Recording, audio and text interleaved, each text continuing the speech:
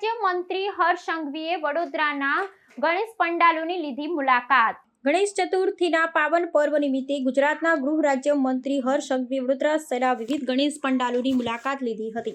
આ દરમિયાન તેમણે તંબોળી પોળ યુવક મંડળ દ્વારા ઓપરેશન સિંદૂર અને સ્વદેશી અપનાવો જેવી દેશભક્તિથી પ્રેરિત વિષયવસ્તુ પર આધારિત સજાવટની વિશેષ પ્રશંસા કરી હતી। આ પંડાલમાં વડાપ્રધાન નરેન્દ્ર મોદીની વડોદરા મુલાકાત દરમિયાન યોજાયેલી ઓપરેશન સિંદૂર સન્માન યાત્રાના દ્રશ્યોને આબેહૂબ રીતે જીવંત કરવામાં આવ્યા હતા, જેમાં વડાપ્રધાનનો કાફલો, સેનાના વાહનો અને મિસાઇલના નમૂનાઓનો સમાવેશ થતો હતો।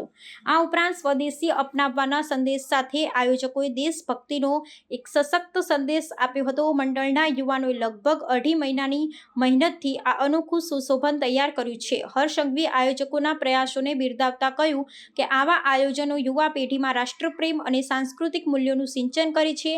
તેમણે વધુમાં જણાવ્યું કે રાજ્ય સરકાર દ્વારા શ્રેષ્ઠ વિષયવસ્તુ આધારિત ગણેશ પંડાલોને પ્રોત્સાહિત કરવા માટે 5 લાખ, 3 લાખ અને 1.5 લાખ રૂપિયાના પારિતોષિકની જાહેરાત કરવામાં આવી છે।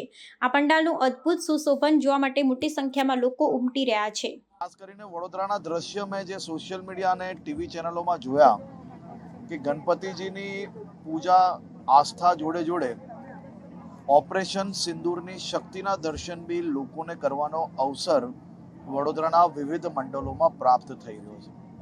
ભારતીય સેનાના એ જવાનોને ગણપતિજીની પૂજા જોડે જોડે આ શહેરના નાગરિકો અભિનંદન આપી રહ્યા છે। સાથે સાથે સ્વદેશી અપનાવો એ થીમ પર બી અનેક જગ્યાઓ ઉપર ગણપતિજીના પંડાલો સજાવવામાં આવ્યા છે। આ ખૂબ અદ્ભુત પ્રયાસો છે। આ પંડાલોને હું અભિનંદન આપું છું। આસ્થાની જોડે જોડે દેશની સેનાની શક્તિના દર્શન બી વડોદરામાં થઈ રહ્યા છે।